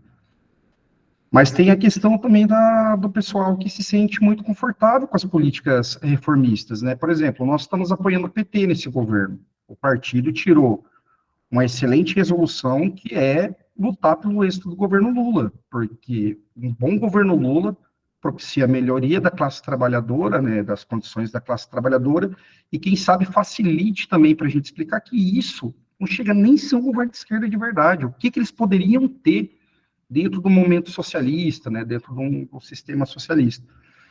Mas tem pessoas que acabam ficando ali pelo caminho, né, acabam achando que aí o que está aí está bom, e etc. E isso a gente entra também em uma questão de condições objetivas que a gente estava falando. Não adianta você ficar parado, estacionado, achando que está tudo bem, porque a máquina de história vai te empurrar uma hora. Não adianta você estar acomodado e falando, não, é isso mesmo, tem que ficar assim, porque um momento você vai ser empurrado pela luta de classes, né? Vocês estão falando da automação aí, talvez esse seja um elemento objetivo daqui a um tempo, né? A gente não sabe ainda. Então, eu acho que assim, o Navarro, você tem total razão, a gente não deve ficar imóvel, deve se aproximar da classe trabalhadora, deve conversar, deve ter paciência. E outra, cada vez mais utilizar os exemplos que a gente tem no mundo do que deu um processo revolucionário socialista. Pensa no Vietnã, cara, a capacidade de exportação que o Vietnã tem hoje, pensa na China. Né? Se você pegar, vamos falar do mais odiado, aí pensa na Coreia do Norte, a capacidade militar de defesa que esses caras têm, de construção tecnológica, cara. Olha que salto, né? Uns caras que fizeram ali na década de 50 a revolução deles, né? Pensa em Cuba, o sistema social cubano, com todas as dificuldades que tem. Então, a gente tem exemplo para dar. Inclusive, depois eu vou voltar neles lá para o Henrico. Então, a gente tem que aproveitar isso, tem que saber analisar as condições objetivas para a gente avançar também, não perder o timing, né, do momento de avançar. Então, por exemplo, agora, a China e a Rússia discutindo o mundo multipolar, o enfraquecimento do dólar. Tem que pegar, cara, e começar a aproveitar isso aí. Avançar quando der para avançar. Então, espero que eu tenha respondido o camarada Navarro. A Márcia, primeiro, Márcia, eu achei sua aula ontem, só para você ter noção, estava tão interessante que eu, gordinho, tinha saído da academia, estava cansadaço, vinha ouvindo com fone de ouvido, caminhando até em casa. Então, eu prestei atenção em tudo. Então, estava excelente, excelente. Tanto que eu mencionei aqui sua aula em alguns momentos da minha apresentação, porque eu acho que ficou muito bem fixado. Agora, essa questão dos conceitos, né? O conceito é isso, né? Ele surge, muitas vezes muda, se transforma, e realmente cada vez fica mais complicado a gente tentar definir num limite imposto, assim, num limite muito fechadinho, que é o quê, né? O Christian, que é advogado, por exemplo, o camarada Christian, a gente fala que o advogado não gera mais-valia. Ele não trabalha, beleza. Mas quando ele trabalha para um escritório que explora ele, que ele gera o honorário em cima das horas e horas ele peticionando, estudando, e vai lá um lazarentinho, assina a petição dele para ganhar os honorários depois. O camarada Christian não é um trabalhador? Então a gente tem que sempre repensar mesmo. E o marxismo não é dogmático. Fora o núcleo duro, que é o que a gente tem que defender e sempre lutar e estudar sobre isso. O camarada Dodô me falou hoje sobre...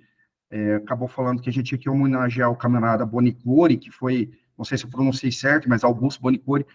Eu assisti uma aula excelente dele em Curitiba, uma vez que ele falava, o marxismo ele tem um núcleo duro, e esse núcleo duro é o que tem que ser defendido extremamente. O resto a gente não está mais atrelado tanto ao dogmatismo, até mesmo, gente, porque o Marx viveu numa época que...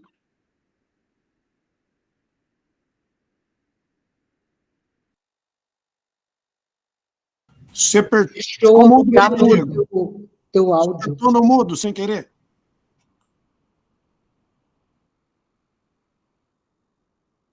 Perdão, camarada, vocês ouviram até que parte, por favor? Até a parte que eu elogiava o curso da Márcia, que eu esqueci de fazer isso na minha fala. E a professora Márcia está de parabéns também, foi uma ótima aula na segunda-feira. Foi nessa parte aí. Então, a questão muito difícil, estar no espaço limitado, não saiu. Não? Ixi, tá bom, vamos lá, vamos pegar o embalo de novo. Eu acho que fica muito complicado, realmente, essa questão do conceito, ele ficar num espaço muito fechado, né, sem a gente conseguir interpretar as coisas, porque, pô, eu falei, vocês ouviram a questão do camarada Christian, pelo menos, né?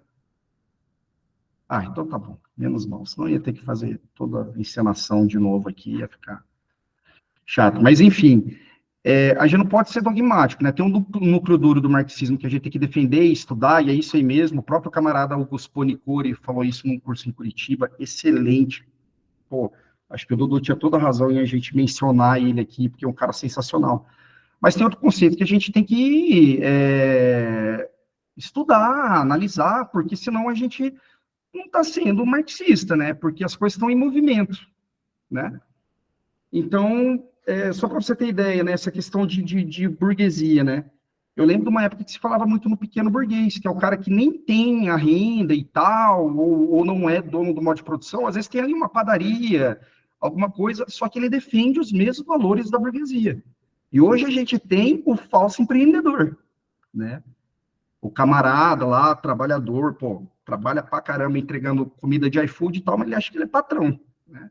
Se o iFood tirar ele do aplicativo, acabou, né? Acabou. Então, a gente tem mesmo que fazer essas questões de análise e reinterpretação do conceito. Infelizmente, Márcio, eu não sou a pessoa mais indicada para fazer esse debate, porque acredito que tenho pessoas mais aprofundadas que eu, como você, por exemplo, na questão da filosofia, né?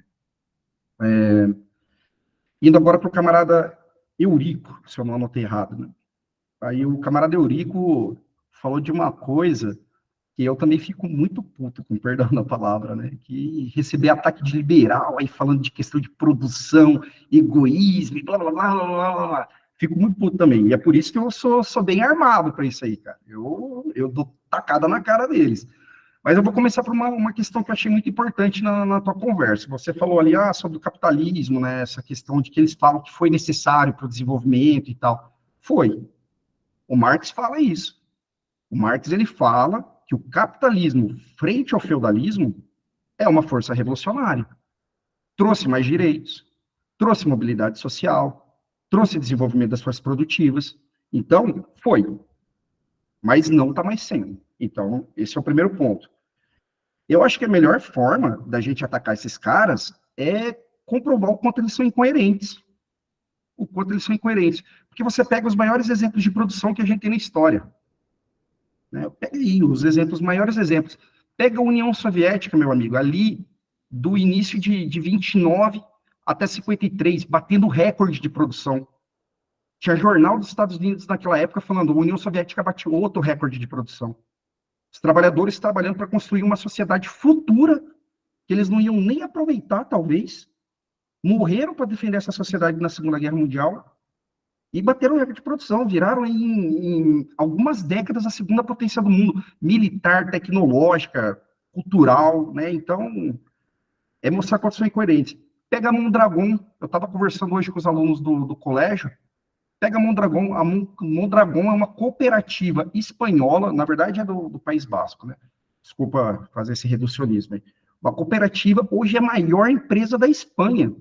Tem atuação global. Cooperativa de trabalhadores, em todos os ramos. Escola, mercado, indústria, tudo. Pesquisa lá, Mondragon. Taca na cara deles. Huawei, cooperativa de trabalhadores. Hoje em dia, empresa de ponta de tecnologia.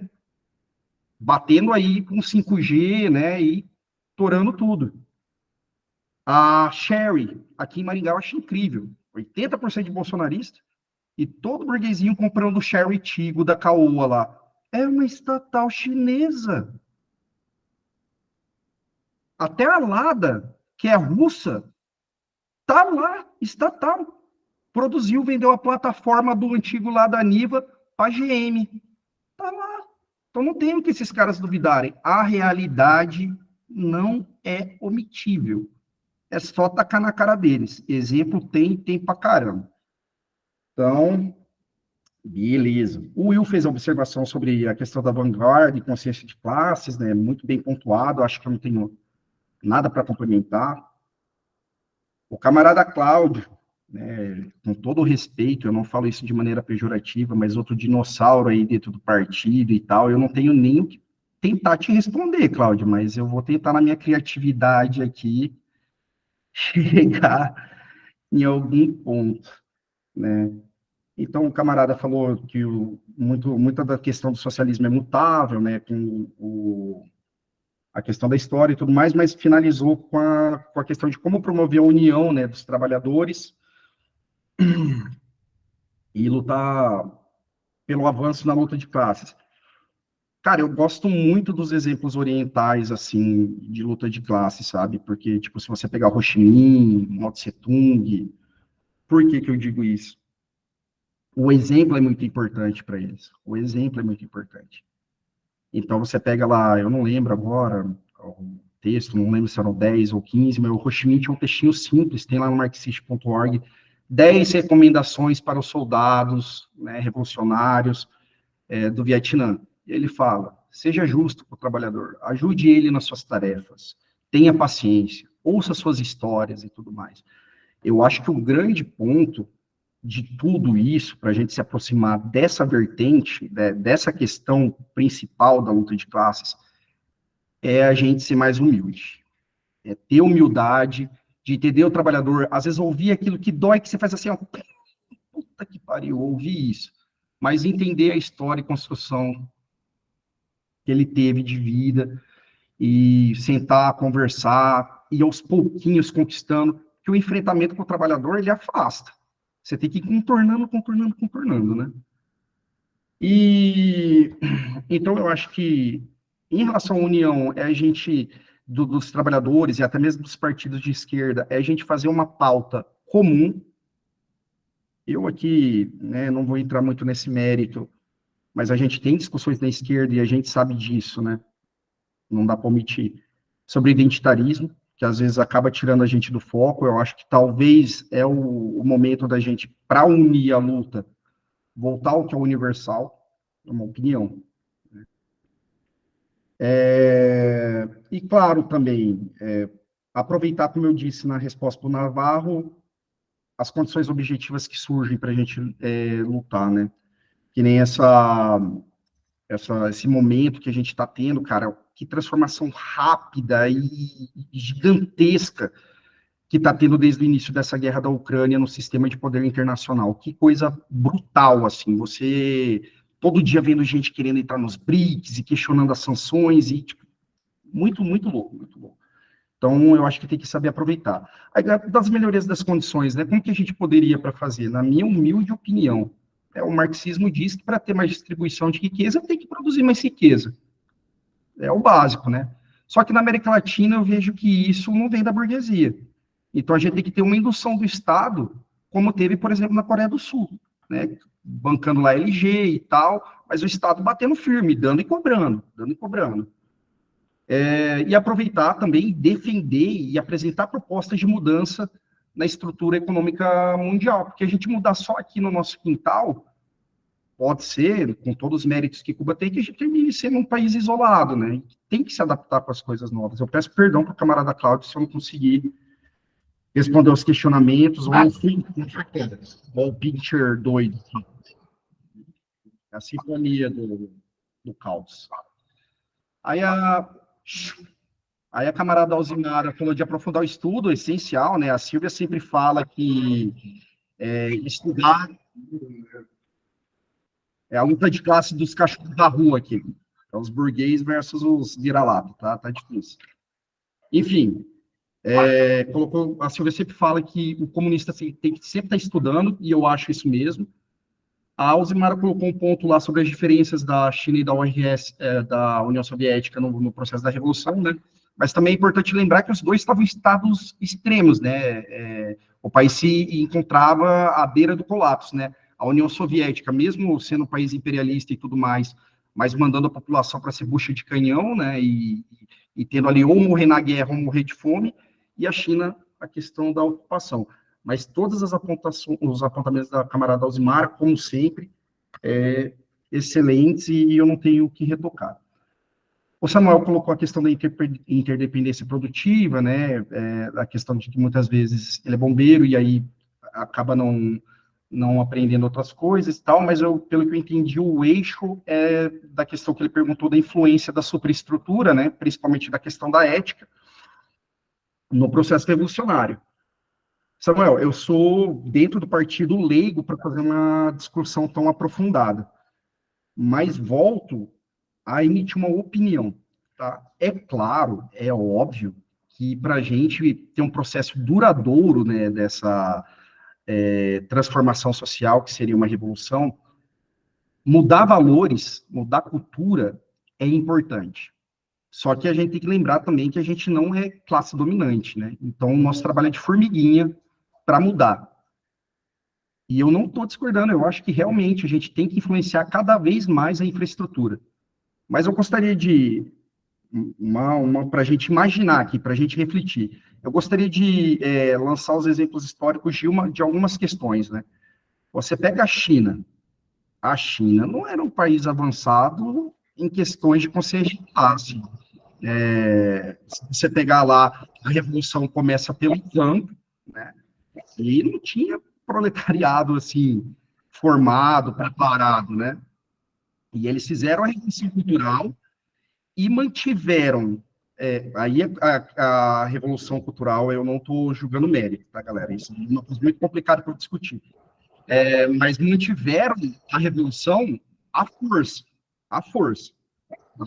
Goiás! Faz favor. Isso aí. Esperta que obedece aqui o pai, senão o negócio fora. Então, assim, há exemplos históricos que o que mantém a revolução é o poder político, né? É claro que tem que ser trabalhado cada vez mais a questão da ética, dos valores e tudo mais, mas muitas vezes a gente precisa de tempo para fazer isso. Muitas vezes a gente precisa de tempo. E a China só teve tempo porque soube segurar o laço. né? E não foi só a China, não, né? A União Soviética, você vê, o povo russo, cada vez mais a gente tem esse contato, é um povo conservador, muito ligado à igreja ortodoxa católica, né? E aí, como que você fazia para incluir lá na União Soviética países de berço muçulmano? É o laço, segurar firme. Então, o que eu quero dizer, é claro, é extremamente importante a gente trabalhar nessa questão da ética, da cultura, essencial a luta de ideias, mas historicamente a gente tem uns exemplos aí a se questionar o que seria o essencial, né? Espero ter respondido também. Foi o Samuel, aí o Dodô colocou algumas observações sobre automação, né, e tudo mais, que eu acredito que tenha sido bem pertinente. A única coisa que eu tenho para complementar é que o Dodô falou dessa questão do Marx e do Engels, e teve uma fala interessante do criador o CEO, na verdade, né, do ChatGPT, que ele falava assim, que a inteligência artificial, o avanço dela seria o fim do capitalismo. Ele utilizou isso, tá? É claro que, pelo que a gente está vendo agora, de início, é um refluxo, né? Demissão, não sei o quê, né? Mas quem sabe, né? As condições vão estar aí para a gente analisar. Gente, peço desculpa se demorei muito nas respostas, tentei ser objetivo, fui sincero em relação ao que eu não conseguia responder, então peço desculpas novamente aí se eu falei alguma bobagem, tá bom? Vou fechar aqui e agradeço a atenção de todos até agora. Muito obrigada, Diego. Eu vou aqui parar a gravação